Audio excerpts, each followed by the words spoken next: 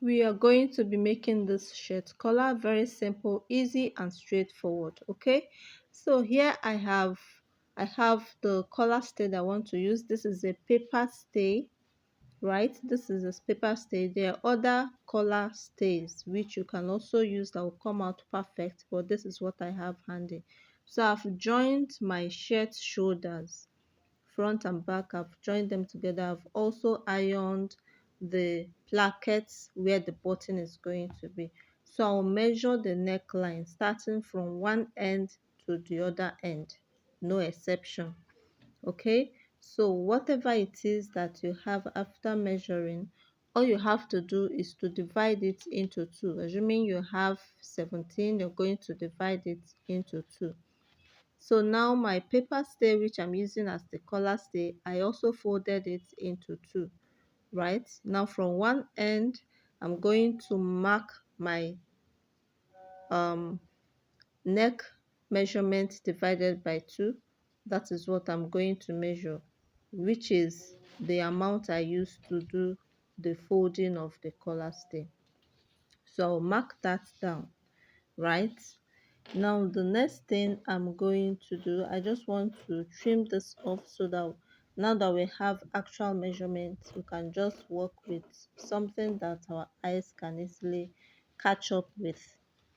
Okay, so this is the piece I'm going to be working with. This collar stay has both standing and roll collar. Now from this end, I'm going to divide the measurement into two. That is, find the midpoint of what I have, right? From the part that is folded, I'll find the midpoint of my round collar, which I already folded into two. Now coming to the end part that has the opening, I'm going to raise it up by either 0.75 or 1 inch. Both can work the same thing, and I will slant from the midpoint to that 0.75 which I marked. You can also do 1 inch and it will be fine. Now from this edge that is not folded, I'm going to be marking 1 inch for the height of the standing collar. For the height, now this 1 inch, when I get to the part that I've marked, I'm going to start from there to measure my 1 inch, no longer from the actual paper line. Okay, so that is what I'm going to mark all through. Now that I've finished marking, I'm going to use my hand and trace it out this way. Okay, the 1 inch that I've marked, I'm going to trace it out this way. I'll also trace the lower part, and then I will trim off that part that I marked on top, which has below, which is the 0.75. That will be letter do. Now from the 1 inch, I'll go up by 0.5, right? I hope this is clear. I'll go up by 0.5 and I'll connect it towards this part that is open. I'll connect it. I will not get to the edge of it. I'll just connect it like 1 inch towards the end of it. From the end, I'm going to measure 1 inch in, or possibly you measure what you have as your placket. Okay, so that the roll collar is not supposed to get to the end of the placket. So I'll put it 1 inch in if that is what I measured. All right, so from that point is where I'm going to connect the 0.5 that I marked. Now from this 1 inch that I went in, or 1.25, whichever I measured, I'm going to go up by 3 inches. 2.75, 2.5 is okay. 3 inches, it shouldn't be more than 3 inches. That is if you want something sizable. Now from this other part, I'll measure 2.5 inch, or 2 inches is also okay. That is from my 0.5 that I marked, I'll measure the 2.5 inch. Okay, now from this part, I'm going to slant the measurement by 1 inch or 1.5 inch to push it out, so that when the collar rolls over, it's not going to overlap each other. Now from that end, I'm going to mark to the point like so. I hope you're following the instruction and you're also following the video to see how it's going. Then I'm going to curve my lower collar, which is the standing collar, like so. Okay, once you try this out, you're going to find out that it is quite easy, very easy. So this is the part I said I was going to trim, the 0.75 that we came up with. We're just going to trim that out because it's no longer part of our measurement. Okay, once I trim that off, I'm going to cut out the 1 inch following the curve of the edge. Now this edge is not a must that it has to be curved. You can decide to leave it straight. Okay, so we keep that aside. I'm also going to trim out the 0.5 that connected to the 1 inch in. Remember that connection was in a slant form. Okay, you can rewatch this video if you need to understand some things more. Then I'll trim off this part as well. Right, now the other part also, I'm going to trim it out. Hey guys, at this point, if you've watched to this level, I think you just have to go straight and subscribe to this channel. Subscribe, please, please, please, please subscribe to this channel, and I hope you're going to watch this to the end. So this is the outcome of what we have. Remember, this is the collar stitch, so I'm going to use this to cut on our fabric, and on the fabric I'm going to be adding 0.5 on all the sides.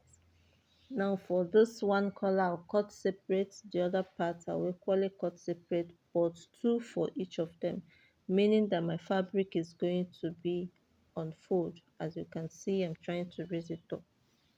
Okay, so this is what it will look like. Now I'll go and sew on this part, right? I'll sew this way too, leaving about one line as I'm sewing, so when I turn it, it will balance properly. I will not sew the lower part. That is where I'm going to use to turn it out. I will sew and trim out, sew and trim out. Okay, so this is what we have. Now we're going to take the parts that we have sewn and turned. Remember I said sew and trim out, all you have to keep is 0.5. Okay, so I'll place it this way and put this on top of it. Now you need to identify the midpoint so you don't make a mistake. Identify the midpoint for all of them and put them together, right? Just put them together and pin it, pin it, pin it, so it doesn't move around as you're going to be joining it. Now these things are not on a straight line, so the pinning is very important. You have to use your hand and put them together and pin so you can actually sew on the correct measurement for all of them, the 3 pieces. I hope this is making sense to you. If it does, if it does make sense to you, please go ahead and subscribe to this channel. Turn on the notification button so that you get notified each time I upload a new video.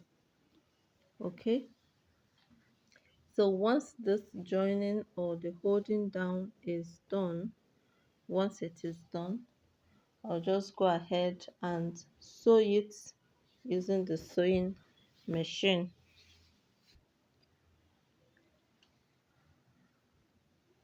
I'll just go and sew it this way on my seam allowance. On my seam allowance, I'll just sew this way and turn it over. Okay, so once we are done with that, this is what we have. Iron it down. If you use a better stay, you're not going to have rumples. Because this is not a better stay, it has rumples. So this is what we're going to do. Locate the midpoint of your garments or your shirts locate the midpoint of the collar and put them together. Now you can use the parts that do not have the paper stay on it to join it, whichever way is fine. So I'm going to put them together. Remember, the collar is just one part of it that we pick and fix to the shirt. Right after fixing it to the shirt, we'll now use the other part that is open to cover it up. So allow you watch this. I'm just pinning and pinning and pinning. Pinning is not just for beginners, pinning is for everybody. Everybody who uses the sewing machine, you need to make it a point of duty to pin. So after joining one part, you can iron it down and then use the remaining part that is standing, fold it in and top stitch on it. Now the top stitching you're going to do, you have to do it very carefully to make sure that it comes out professional. Okay, so I'll just fold.